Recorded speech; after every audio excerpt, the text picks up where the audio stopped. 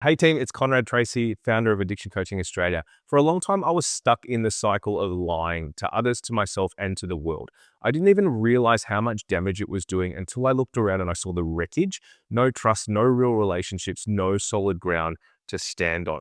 But here's the truth. Honesty isn't just about telling the truth. It's about showing up fully, unapologetically, and with integrity. And when you start doing that, everything changes. Today, I'm going to walk you through exactly how to stop lying and start showing up, how to rebuild trust, align with your values, and finally feel proud of the person you see in the mirror. And at the end of the session, I'm going to share the number one question I ask people that cuts through the noise and helps them to get this right every single time. Let's dig in. Hey team, I'm so glad that you're here for the session on how to stop lying and start showing up. And I'm going to dig straight in. Okay. So the first thing that we want to do is figure out the frustrations, and you might be feeling those, or the people around you might be feeling these. So you're lying about everything, even when it is completely unnecessary. No one trusts you, right? So even when you start telling the truth or when you try, no one trusts you, and you feel unreliable, and you're constantly letting yourself and others down. Okay. You might also be struggling to rebuild relationships because of past dishonesty. This is a really tough place to be. Now, what we want, okay, and this is much more positive, is to be able to live with integrity and stop feeling ashamed. Okay, we want to be trustworthy and dependable. We want to do what we say we're going to do at least 98% of the time. Okay, we want to rebuild relationships and earn back trust. And that takes time. Okay. We want to show up as our true self without fear and guilt and shame, okay? And we want to be someone that others and also ourselves can believe in, right? Now, a lot of the mistakes that I see people make are here, okay? I'm just going to move my big head. I'll put it here, all right? So lying to yourself, yeah? Convincing yourself you're fine when you're not. They're like justifications, they're excuses that we all make, and particularly around behavior or things like lies. Throwing blame. This is a classic one. It is everybody else's fault. Shifting responsibility instead of owning actions. And people get really surprised when they work with me because I'm really very, very focused on their side of the street and not what other people are doing. Okay. So withholding truth, thinking partial honesty is enough, and it's absolutely not, which we'll talk more about. Avoiding hard conversations. So letting fear keep you stuck. Okay. I don't know how to communicate. I don't know how to say what's on my mind. I have needs, but I don't know how to get my point across. I'm always misinterpreted, right? Which brings us to the next point, making assumptions about other people's perceptions.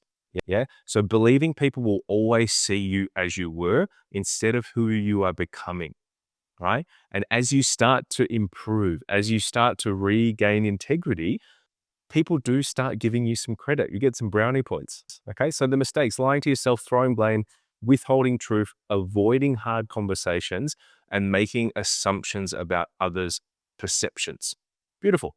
Now, the big idea or metaphor, and this is really clear and really, really important. I want to just kind of move through this stuff quite quickly. Okay. So we need to take off the mask. Yeah, recovery is about peeling back layers, not just one big reveal, and it happens slowly, okay?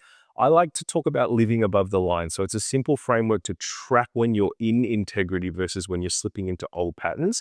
And the most important thing, I think, is keeping your side of the street clean, okay? So you can't control others, only how you show up, okay? And it's amazing when you start to do that, other people start to grow around you. And if they don't, then maybe they're not your people. Okay. So remember, you're taking off the mask, you're doing it one layer at a time, you're living above the line, at least you're trying to, and you're giving yourself constant feedback, and you're doing your absolute best to keep your side of the street clean. Now, I want to give you some practical tools, and I want to give them to you really quickly. Okay. Like, we're moving quickly, and I hope that's okay, but like, it's critically important. So I've got a few things here that I use, and I thought I'd just throw them in today so you could start playing around with this stuff straight away. Now, the first one here, it says, is that the truth? If not, roll it back quickly and explain yourself. Now, I'm going to draw this out in a minute, but this very, very quickly means that if you're in this process, okay, and you're going to start to realign with your integrity, you have to ask yourself, every time you speak, every time you say something to a partner, friend, or someone at work, ask yourself, is that the truth? And if it's not, you need to roll it back quickly, put your hand up and go, you know what, that wasn't the truth. It was a half truth. And I didn't tell you the full truth because I was worried about how you might react. Okay? But I'm doing my best, so I'm putting my hand up. People will love and appreciate that. Okay? They know how hard it is to change behavior. So if you lie or if you say something that's misaligned or out of your integrity, just stick your hand up and go, you know what? That wasn't the whole truth. This is the whole truth, and this is why. Okay, and then you deal with the consequences, and that's how you start to build integrity. Another thing that I love to talk about, which is a filter. I talk about filters all of the time, and this is a decision-making filter. It's also an integrity filter, but is this the right or the wrong thing to do? I remember when I was in early recovery, this was my #1 guiding star. Every single decision I made, because I wasn't sharp. Like I've been using a lot of meth and my brain was a bit effed, right? So I didn't have time to like run deep processes on stuff. All I needed was a North Star to keep me moving in the right direction. And this was it. Is this the right or the wrong thing to do? Conrad, is this the right or the wrong thing to do? Okay. And you know, in your gut and in your brain and in your stomach and in your nervous system, if you're doing the right thing or not. So practicing that every day and using it and keeping track of that, really important. Another beautiful question. Okay. So if there's anybody here that can be a bit manipulative, right, a bit controlling, a bit strategic, I think is the corporate word for what we're talking about here. What are my motivations? So if you're in an interaction with someone and you make a decision and you're like, is this the right or the wrong thing to do? Actually, yeah, it feels right, so I'm going to do it. But what are my motivations? What am I trying to get here? Okay, why am I doing this? Because lying is like addiction. It's really, really sneaky. Okay, and sometimes it can grab you a couple of layers in. So you think you're doing the right thing, but you haven't checked your motivations, and that's where it comes in and gets what it wants. Okay, so this is like a double filter. Yeah, is this the right or the wrong thing to do? And what are my motivations behind making this decision or choice? Practicing small right choices. This is critically important. Okay, I did a video on my social media a few months back, and so many people related to this. So when you're in addiction or when you're in, a period of unhappiness, everything that you do contributes. So I'll give you some examples. When I started to get well, I stopped littering. I stopped jaywalking. I stopped trying to swear. I stopped trying to use my horn, right? I stopped, I started doing a couple of other things. And you're like, well, what does littering and horn use and swearing have to do with this stuff? It's because it's linked to values and beliefs. I'm going to cross the road whenever I want to, and nobody can stop me, and I don't care, right? I'm going to drop my litter on the ground because somebody else will pick it up. It's not my job, right? I'm going to be aggressive, right? And honk and push and force my will, okay? Because I feel like I should be where I need to be whenever I think it, right? Because my it is more important than yours. So all of those little choices start to add up to better integrity, okay? And the best one I can think of is someone in the group the other day said to me, mate, I had some rubbish and I put it in the recycling bin and it wasn't recycling, it was rubbish. So I took it out and I put it in the right bin, okay? That's integrity. When nobody else is looking and you know you're not doing the right thing, okay? So every day you've got to practice small right choices. Is this the right or the wrong thing to do? Am I being impatient? Am I being dishonest? Am I out of integrity? Am I forcing my will? Okay? So you're sense checking yourself every single day. Now, integrity is the sum of small honesties. And this is what I meant when I said I was going to draw something. And I don't know if you guys like video games, and I certainly did, and I do. It's like you got to level up. Okay? I talk about this all of the time. And I think, we start here. Oh, we actually probably, start down here. And then we managed to jump up here onto this line, and I might be there with you, giving you some help and support. And we want to get up here. We want to get up to the, what I call a brilliant, be good if I could spell, brilliant drug-free life. And that's available and possible for everybody. Now, to get there, you need to be integrous. You need to be in your integrity. I don't care what anybody says, right? You can pick 4,000 values and beliefs and behaviors, integrity is the #1 thing. If you can get that right, you will do so well here, right? If you lie, if you're full of shit, if everything that comes out of your mouth is garbage, you'll never build a new identity. You'll never have a brilliant drug-free life, okay? So integrity is the goal, and that's up here, okay? Now, like I said, you get to earn it every time you take a step up the mountain. And you're going to go up, right? Let me try that again, right? Like this. And you might be here. And like I said before, you might say something or do something that was not okay. Now, you don't go back down to the bottom. You don't fail. You don't have to start the level again. You just need to put your hand up and take ownership, right? And then the people around you will forgive you and you keep on moving, okay? Hopefully you've got all your legs and your arms on your journey. Beautiful. We'll put that back there. So integrity really, really is the sum of small honesties. And every day you can practice it. Your small choices, you're building up your bank of integrity. You're becoming a better person. Okay. And this is what happens when you stop lying and you start showing up for yourself and others. I hope that makes sense. Now, I have a system and it's called optimal and suboptimal behavior, right? And this is exactly what I mean when we talk about living above the lie, which is what I talked about at the very, very start. Now, I'll use myself as a guinea pig here, okay? In my active addiction, in my 15 plus years of terrible behavior, a very, very suboptimal behavior, could be I could have a huge ego. Believe it or not, I was pretty aggressive. I was pretty arrogant. I was really impatient. And I thought I was smarter than everybody else, okay? So we'll call that intellectual superiority, right? Now, if you're watching this and you want this worksheet, just message me and I'll send it to you, okay? So this is what I had to work on, yeah? And the traditional thinking around this is that you've got defects of character. I don't believe in that for a second. There's nothing defective about me. I'm a beautiful human being. I'm just capable of very, very suboptimal behavior. Okay. So ego, right? The opposite, I think, of ego is humility. And the opposite of aggressiveness or aggression would be calm, for me. And these can be whatever they are for you. And I hope you're doing this along with me. Arrogant would be, I'm funny about this one. I think the opposite of arrogance is actually confidence. And I mean that in a real way, like real calm confidence, okay? Impatience, I think it's, you can disagree with me, but that's my take. It could be even acceptance, but let's keep this simple and say patient, all right? Because I don't want to confuse the hell out of people.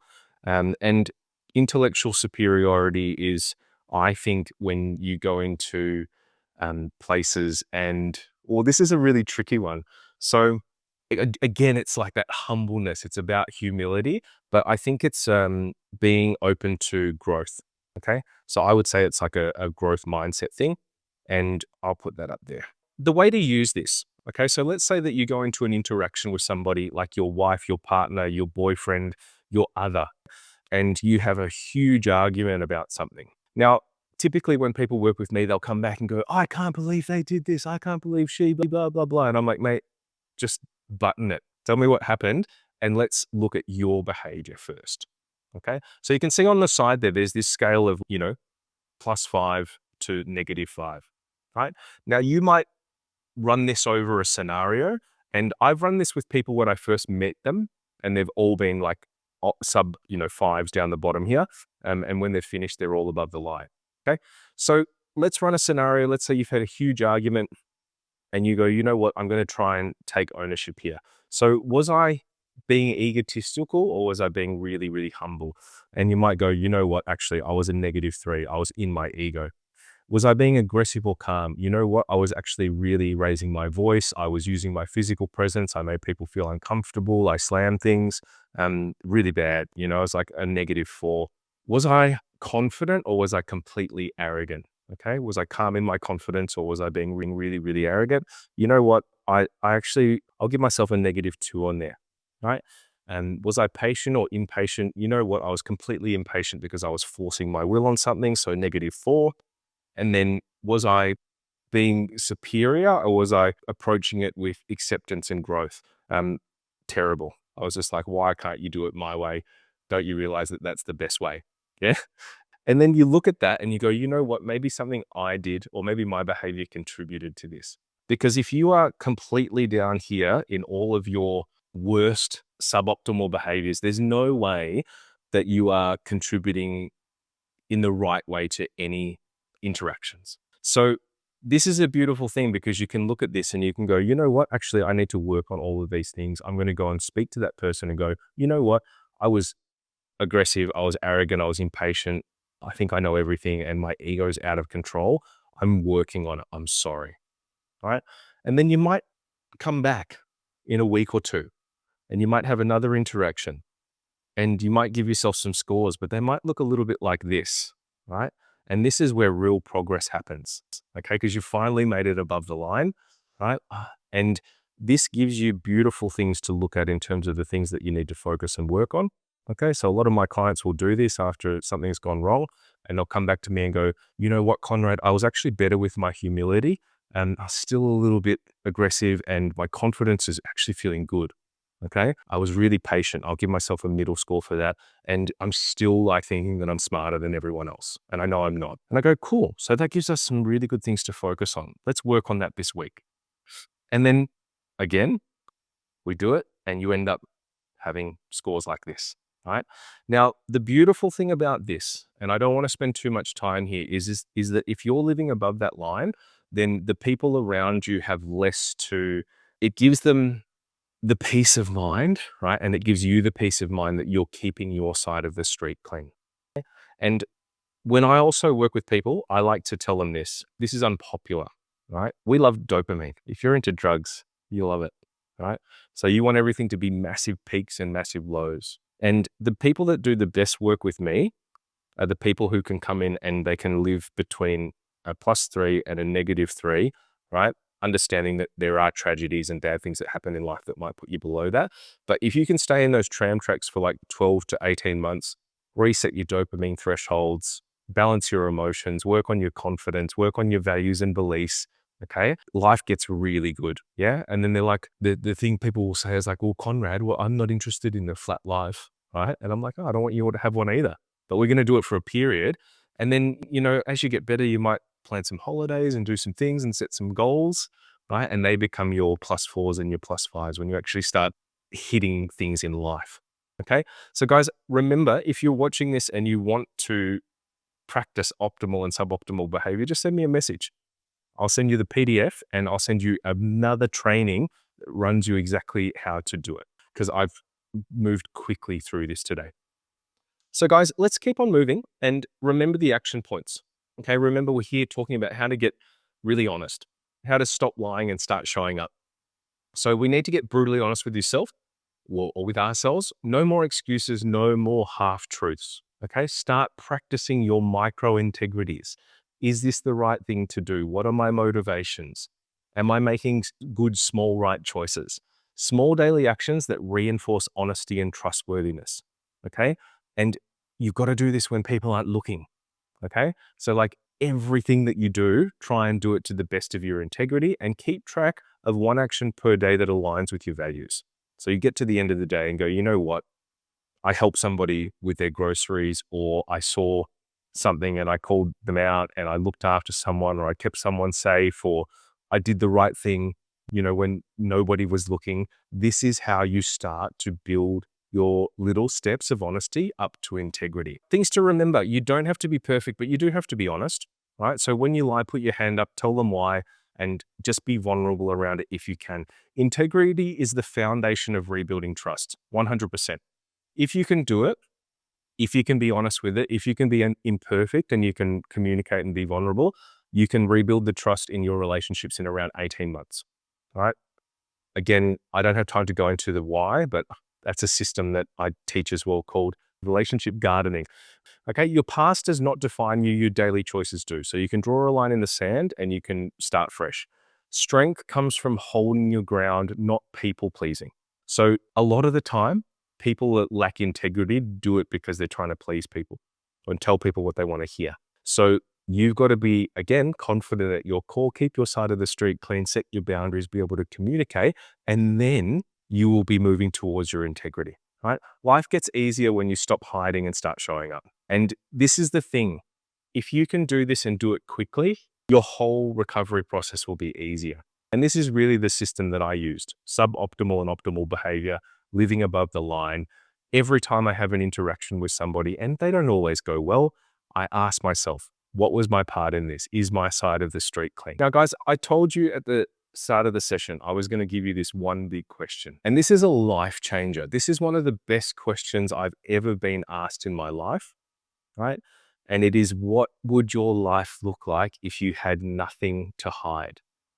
What if you could give your phone to your partner and give them your passwords and show them your bank account, right? And not worry about it? What if in your mind you had nothing to worry about, right? And no skeletons in your closet, okay? If you were an open book, if you didn't have any addictions, if you didn't have any things that you were leaning into that you weren't proud of, if you weren't micro cheating, right? All of these things that we do. This is life-changing stuff. What would your life look like if you had nothing to hide? And what I would really encourage you to do, I know that this has been a long training, but it's a big topic. If you're sitting here watching this, I really want you to ponder this, and I want you to get a pen and a piece of paper, set a timer for 5 minutes and write this out, right? You might write things like free and happy. And, it's like, don't let me answer this for you, but you must do this work. And if what you write on that page looks good to you, then go back to the top and start practicing all of these tools that I've given you. And remember, if you are watching this, okay, and this has been helpful for you, send it to somebody. It's free. It's really, really good information. It's helped hundreds, if not thousands of people already, because so many people have watched these trainings that I've sent out. And I want you to share it, okay? I want you to send it to your friend, to your partner, to anybody who's going through this. Any person who is just not showing up and not in their integrity, this will help them, and it'll be able to help them in a really simple way. I hope it's been useful, and I hope that you take these tools and you start to practice them. And if you've got feedback, if you've got comments, if you want to ask me a question, drop it in the comments. Find me on Instagram, right? Send me an email. I would love to hear from you. And I hope that this has been really, really helpful. And I deeply appreciate you watching this far. Thanks.